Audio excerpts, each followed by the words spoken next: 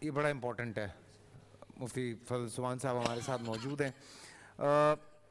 Declare کون کرے گا کسی گستاخ کو کہ آپ کہتے ہیں کہ یہ گستاخ ہے؟ رینڈملی بھی آپ کو پتہ ہے کہ ہمارے یہاں اس چیز کو، چونکہ جیسے ابھی حضرت نے فرمایا علامہ صاحب نے کہ کئی دفعہ غلط الزامات لگا کے بھی قتل کیا گیا ہے لوگوں کو، تو یہ ڈکلیئر کون کرے گا کہ یہ گستاخ ہے؟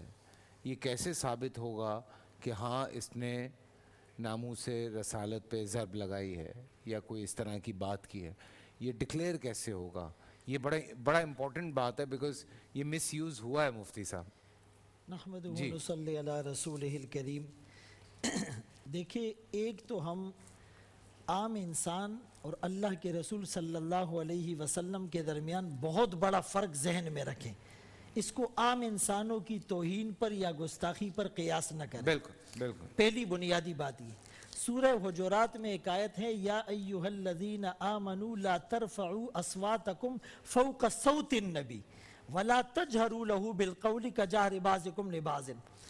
کہ ایک تو ہوتا ہے گستاخی کرنا، فرمایا اللہ کے رسول کے سامنے اپنی آوازیں بھی اونچی نہ کرو، اور جیسے ایک دوسرے کو یوجول روٹین میں پکارتے ہوں، اللہ کے رسول کو ایسا پکارنے کی اجازت بھی نہیں ہے.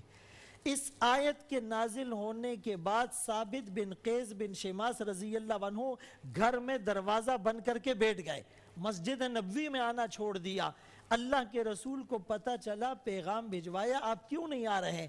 کہنے لگے میری آواز اونچی ہے، کہیں بے ادبی ہو جائے گی، زور سے بات ہو جائے گی، اعمال ضائع ہو جائیں گے. اتنا خوف.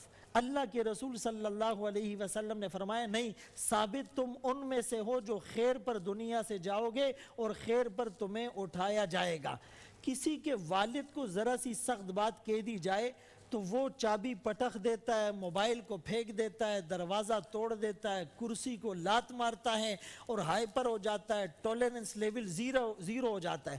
لیکن اللہ کے رسول صلی اللہ علیہ وسلم کی گستاخی، یہ جو تعزیرات ہند تھا 295 انگریز کے دور میں، اس میں یہ تھا کہ اگر کوئی گستاخی کرے گا تو بذریعہ الفاظ زبانشی کرے گا یا آقا کا نام بھی بے ادبی کے ساتھ لے گا، آقا کے نام کی بھی بے حرمتی کرے گا، تو اس کو پہلی سزا ان کی 2 سال قید تھی. پھر 295 سی میں 89 میں پاکستان نے مجموعہ تعزیرات پاکستان میں اس کو عمر قید یا سزائے قید میں تبدیل کیا، اور اکتوبر 1990 میں پھر اس عمر قید کو بھی ختم کر کے صرف سزائے موت کو رکھا گیا.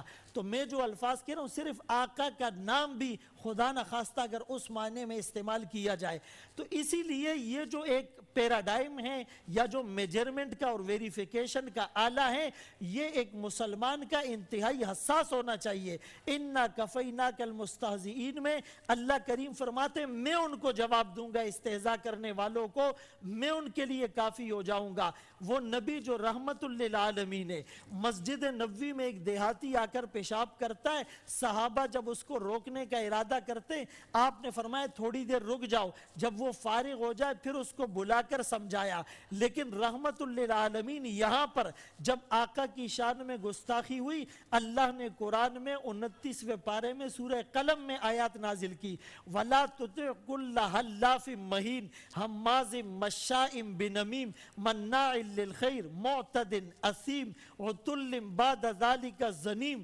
یعنی 8 یا 9 قسم کے سخت الفاظ اللہ کی طرف سے استعمال ہوئے. جب کسی نے نبی کو، ابو لہب نے یوں کہہ دیا تھا، نعوذ باللہ، تَبًّا لَّكَ أَلِهَٰذَا جَمَعْتَنَا، یعنی عربی میں اس کے کئی میننگ ہوتی ہے، ہلاکت کے بھی ہیں اور ہم جیسے اردو میں کہتے ہیں آپ کا ناس ہو، یہ الفاظ بھی ہیں. اس پر ریئیکشن پوری سورت نازل ہوئی، تبت یدا ابی لہب وتب، ٹوٹ جائے اس کے ہاتھ اور وہ ہلاک ہو جائے. تو یہاں پر یہ جو باریک سا کرائیٹیریا ہیں، اس کو ہم یہ سمجھے کہ آقا کی شان میں، آقا کے نام میں، آقا کی صفات میں، یا آقا کی ازواج کے متعلق، یا ان کی بنات کے متعلق، یا اہل بیت اطہار کے متعلق، یا صحابی رسول کے متعلق، یا قرآن کے متعلق، یا حدیث کے متعلق، ایون کہ آقا کے کسی فیصلے کے متعلق بھی اگر وہ کوئی کام کرے گا تو وہ وہ واجب القتل ہوگا. فلا وربک لا یؤمنون جو سورہ نساء کی آیت تھی,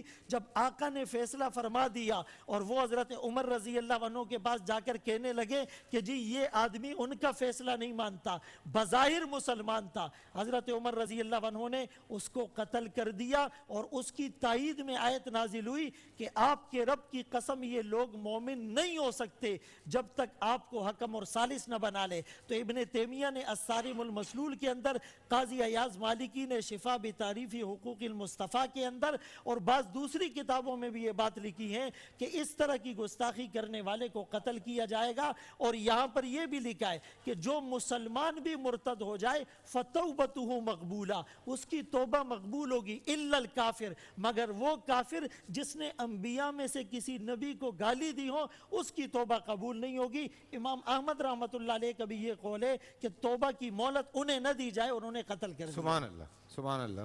پورا سال انتظار تھا مجھے اس رمضان میں, 30 دن 6 ٹیمز, 12 کنٹیسٹنٹس اور کیش کا پاؤں.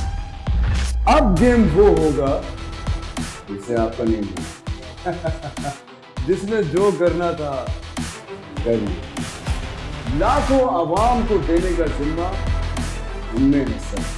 شور گونجے گا ہر گلی نکڑ اور دکان. رمضان لیگ بنے گی آپ کی پہچان. نعرہ لگے گا تو پارا چڑھے گا. گیم شو ایسے چلے گا. رمضان لیگ روزانہ شام 7 بجے صرف بول انٹرٹینمنٹ پر. بول انٹرٹینمنٹ کے شوز دیکھنے کے لیے ہمارے چینل کو سبسکرائب کریں اور بیل آئیکن پر کلک کرنا نہ بھولیں.